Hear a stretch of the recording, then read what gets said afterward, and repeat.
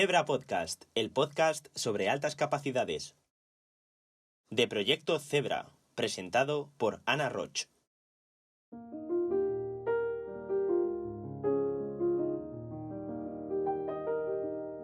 Hola a todos, soy Ana Roch y estáis escuchando Zebra Podcast. Estoy muy contenta de estar presentando ya el segundo capítulo de este podcast, la segunda edición, y os quiero dar las gracias tanto en mi nombre como en nombre de todo el equipo de Proyecto Zebra por la acogida que tuvo el primero, por las felicitaciones que hemos recibido y por escucharnos también. En este capítulo de hoy queremos tratar un tema del que creemos que dentro de la rama de las altas capacidades es de uno de los que menos se habla,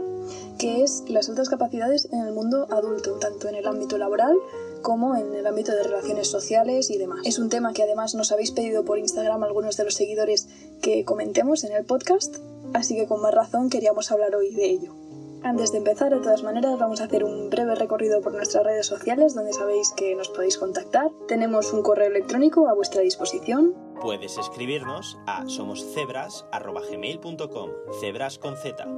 También podéis encontrarnos en Instagram. Síguenos en @the_zebra_project o buscando Proyecto Zebra con Z en Instagram. Y si no, también os podéis buscar en Facebook. Encuéntranos en Facebook con el nick @somoscebras o buscando Proyecto Zebra con Z.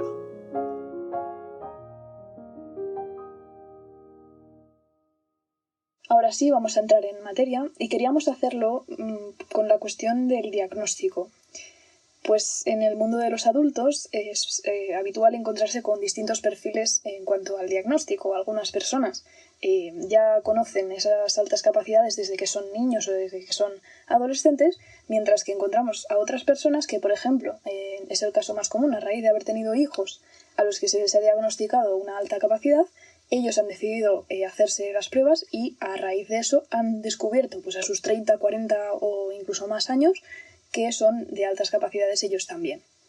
Sí que es verdad que en el segundo caso, en el caso de los adultos que no saben que son de altas capacidades hasta que son adultos, es algo más difícil de asimilar, pero a la vez normalmente es un diagnóstico, un dictamen que suele traer consigo paz y respuestas a muchas preguntas que esas personas tenían quizás desde hace mucho tiempo.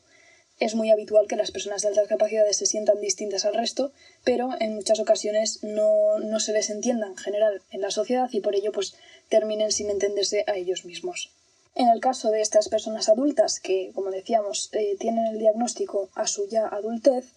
lo habitual es que ese examen de altas capacidades, los test o las valoraciones que se le hagan, sean en centros privados, pues no tenemos en España por lo menos ningún centro público de referencia en el que se pueda hacer este examen, y además no suele ir acompañado de ningún tipo de asesoría o acompañamiento, a no ser que ellos pidan específicamente a un psicólogo también privado, en la mayoría de los casos, que les acompañe o les enseñe más sobre el tema o les ayude en ese proceso de autoconocimiento. Por todo esto, una razón más a todas las que ya teníamos para diagnosticar lo antes posible a las personas que tengan altas capacidades. Sí que es verdad que desde bebés no se podría hacer porque está antes la precocidad intelectual, que no tiene por qué siempre evolucionar o desarrollarse hacia unas altas capacidades, pero sí que es cierto que a partir de los 6-7 años, es decir, de la educación primaria, se puede ya diagnosticar altas capacidades mediante una serie de test y con ello pues ahorrar muchos problemas a posibles luego adultos que no han sido diagnosticados hasta ese momento, y también hacer que esos niños diagnosticados ya desde edades tempranas se puedan aprovechar y puedan desarrollar más su talento a través de todos los programas de ayuda que puedan tener a nivel tanto escolar como con la concienciación y la ayuda y el apoyo de las familias. También ha habido casos en los que al tener un diagnóstico de adulto ha habido personas que han tenido, pues les ha nacido ahí un brote, se ha desarrollado algo dentro de ellos y ha hecho que se plantearan toda la vida que llevaban y que entendieran que estaban siguiendo un camino que no era el suyo. Es un poco parecido al cuento de los cocodrilos y el dragón, no sé si lo conocéis, que dice que había una serie de cocodrilos que les encantaba nadar y estar en el agua, y uno de ellos pues no lo disfrutaba nada y siempre estaba en la orilla, y cuando intentaba meterse en el agua pues lo pasaba muy mal y no lo disfrutaba. Y luego se dio cuenta cuando creció de que en realidad no era un cocodrilo sino que era un dragón, y sus capacidades y poderes eran muy distintos a los de los cocodrilos que vivían con él o convivían con él. Entonces, bueno, un poco en esa línea, hay adultos que al tener ese diagnóstico es cuando en ese momento empiezan a entenderse un poco más o a tener esa duda que cala hondo y que cada vez hace que se autodescubran.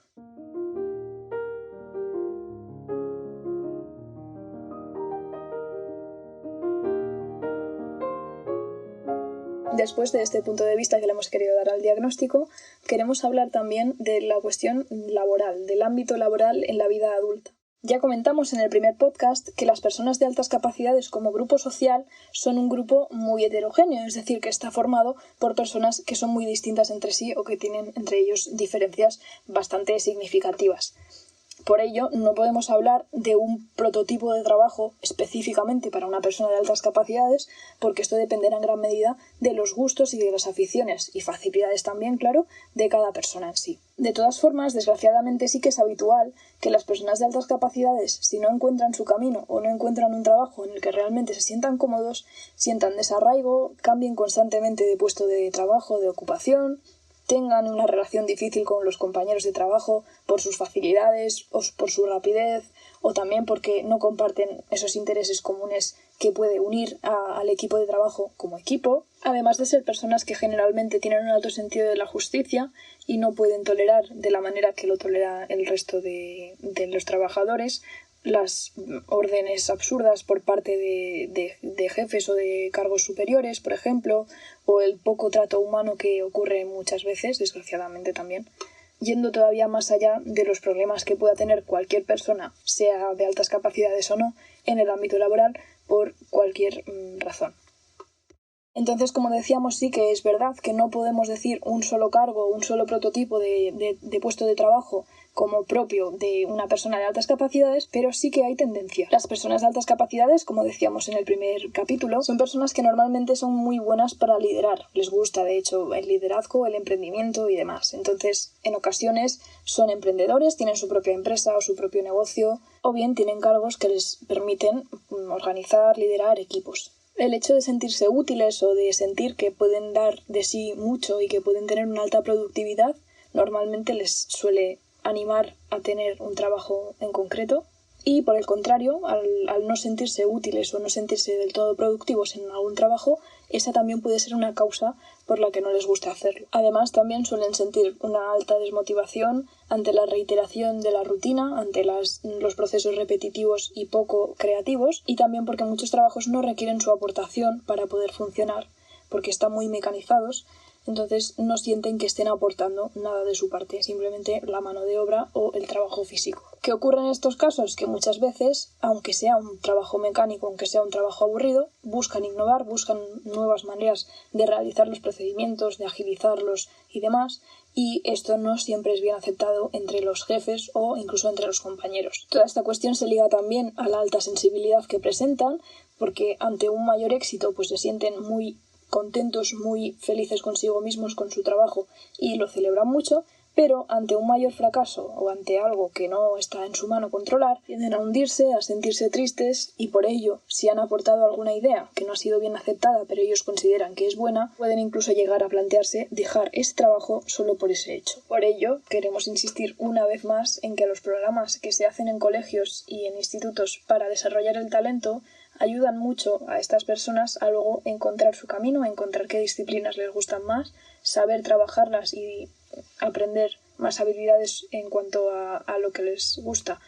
y aprender más habilidades en mayor medida, y todo esto se puede traducir, no necesariamente en el 100% de los casos, pero sí en la mayoría de ellos, en un mejor futuro laboral, con unas mejores condiciones de salud mental y con más estabilidad.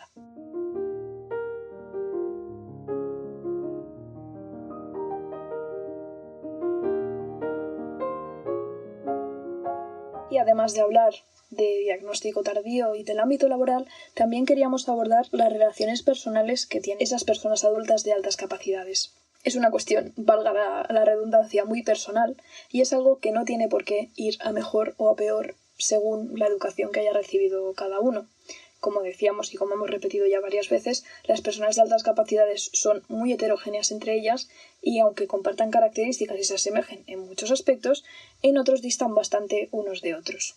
Además, la socialización al final son unas habilidades que no tienen por qué ser solo aprendidas, sino que dependen también del entorno y de cada uno como es él mismo, más allá de lo que haya aprendido. Por ello no se puede generalizar. Lo que sí que se ha observado que ocurre en ocasiones es que las personas de altas capacidades sufren una mayor desconfianza por haber sufrido, por ejemplo, bullying en su colegio o por sentirse apartados a raíz de no compartir ciertos rasgos o ciertos pensamientos o creencias con la gente que llamaríamos normal, la demás gente de la calle. Esas malas experiencias les pueden llevar a luego no querer escuchar a los demás,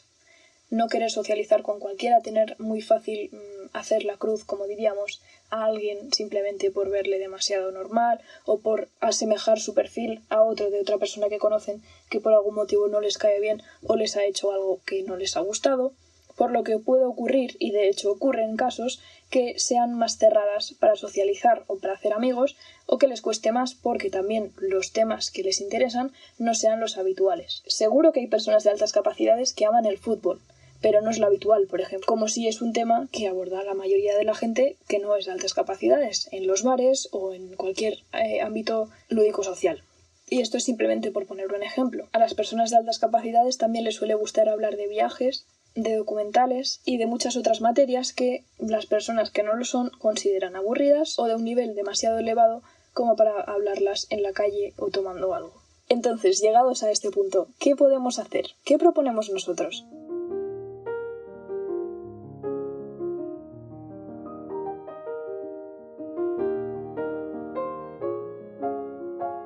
Lo primero que proponemos es el autoconocimiento. Consideramos que un diagnóstico siempre puede ser una fuente buena de información y una llave que nos puede abrir puertas dentro de nosotros mismos, de rincones que no conocíamos, o nos puede instar a explorarnos más, y eso siempre es un punto a favor. De todas maneras, no estigmaticemos. No por ser una persona de altas capacidades soy distinta de una manera concreta a todos los demás, pero que yo sepa que lo soy puede hacer que me entienda mejor a mí mismo o a mí misma y por ende tenga mejor salud mental y viva más acorde a lo que yo soy. Todo esto va muy ligado entonces a la autoaceptación también y a la búsqueda de uno mismo. Y, ¿por qué no?, también recomendamos la terapia psicológica. La terapia psicológica puede suponer un entorno seguro en el que ver nuestras inseguridades, causadas a veces simplemente por esa etiqueta de altas capacidades, puede ser un lugar en el que nosotros nos podamos abrir, podamos compartir con nuestro terapeuta aquello que nos inquieta y que no podemos comentar normalmente porque se nos juzga por ello, y puede también ayudarnos a obtener esa autoseguridad, esa confianza en uno mismo, que luego va a ser clave para las relaciones sociales, para el ámbito laboral y para la vida en general. Si habéis llegado hasta aquí, os queremos dar las gracias por escucharnos una vez más. Y os queremos instar también a que nos propongáis temas, a que nos contéis vuestra experiencia, etc. Sabéis que en Proyecto Zebra os escuchamos desde el más elevado respeto y comprendiéndoos porque somos personas como vosotros y vosotras, y todas las aportaciones que nos hagáis llegar las tendremos muy en cuenta para futuros trabajos nuestros. Muchas gracias por estar ahí y hasta la próxima.